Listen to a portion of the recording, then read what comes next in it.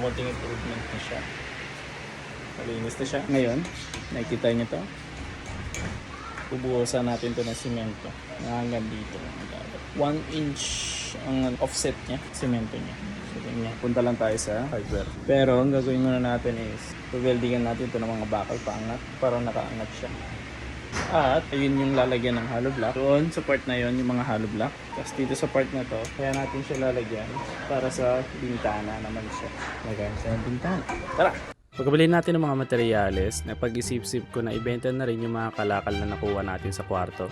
Ito na yung mga wire, yung mga bakal, yung mga pinagkukuha natin, tapos yung sa tingin natin natatapon na.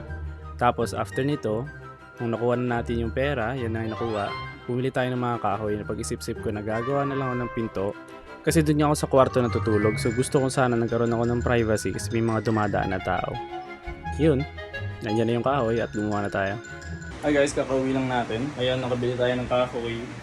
So nakapag-decide ako na gagawa na lang pala ako ng pinto. Kasi naiilan ako pag walang pinto dito. Pakiramdam ko may hihila sa akin kahit wala naman. Pakita ko sa inyo paano ko siya ginawa. Una, gagawin natin, talagyan natin to ng kahoy. Itong linya na to. Kasi ang magiging pinto natin is sliding door. Lalagyan ko dito ng pamakuan. Kakabit ko dito sa kahoy dito.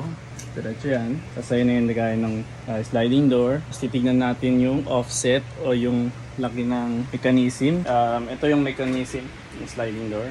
Ito nakikita niyo yan. Pasabit yan. Tagal ko na nabili yan eh. Tignan natin yung offset niya kung gaano kalaki. After nun, doon natin siya susukatan ng pinto kung gaano talaga siya kalaki. Para at least sa ilalim, minimal lang yung magiging butas niya sa ilalim. Walang lalabas na kahit ano or hindi siya masisilip. Ayun. So ang sukat niya is 140. Pupulol tayo ng 2x3 na 140. Kaso magiging frame ng katawan ng pinto is 2x4. Kapalit muna ako damit. So sinetas na din natin ang mga gagamitin. Bakso. Mga pala, umili na din tayo ng wall putty. Malalaman nyo mamaya para saan to.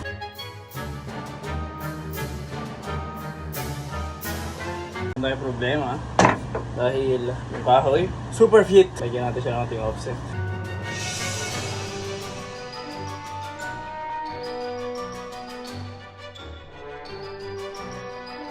Gusto ko sana kayo dalhin dun eh, kaso madilim, hindi niya makikita.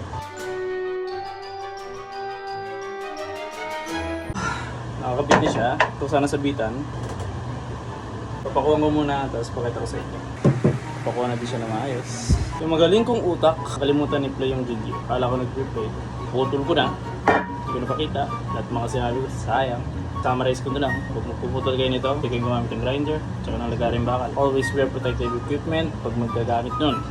Makamansin sa mata, kasi pag nag-grinder ka, pwedeng makalansin sa mata, mapti yun sa balat, pag matarsik yun, pwedeng infection na mata nyo. Worst case scenario, bulag kayo. Ito, pinutol natin siya. Kaya ng kahoy kanina, 40 yung kahoy, ginawa natin 139.5 kasi sobrang sikip. Itong part na to, kinakabit ko na yung mechanism ng pinto. Make sure ko lang na yung sliding door na gagawin natin or ikakabit natin is pantay. And walang maling setup na mangyayari kasi magiging abala pa to in the future. Which sketch tayo. So, ang taas niya is 186 cm. Tapos dito 75.5 cm. So, ito, itong 75.5, minus natin ng ano na to, 4, 4. Tapos sa gitna nito, magpapalaman tayo ng plywood. Yung unang step na ginawa ko is pinutol ko na yung magiging frame na pinto. Pinapaalala ko lang sa inyo, hindi ako professional pagdating sa paggawa ng pinto. At yung mga natutunan ko lang dito at ginagawa ko is mga napanood ko lang sa mga tutorial na nakikita ko sa YouTube, sa Facebook at sa iba pang mga platform.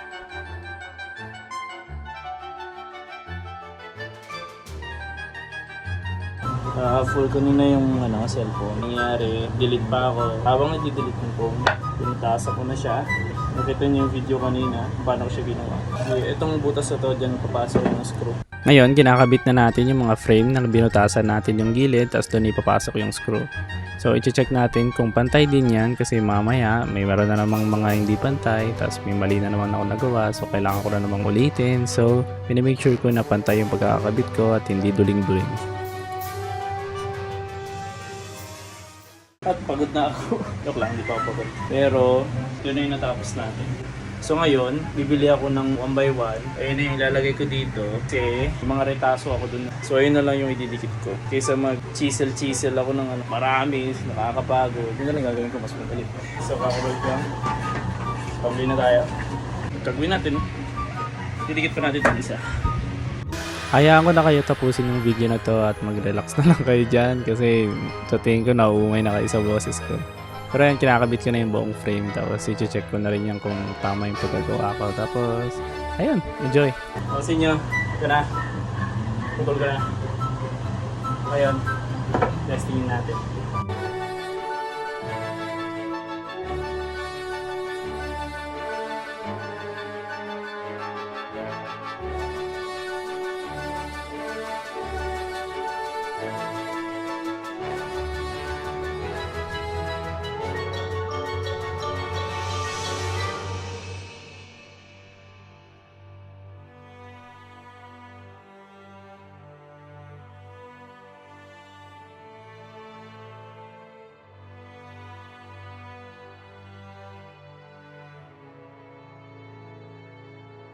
Guys, lasing ko na. So, tapos na siya. Ito na yung raw. Pero bukas, sunod na video, kung masilayin na natin, ilihain naman natin. Alam mo na, at sa sunod na video, kita tayo. Bye.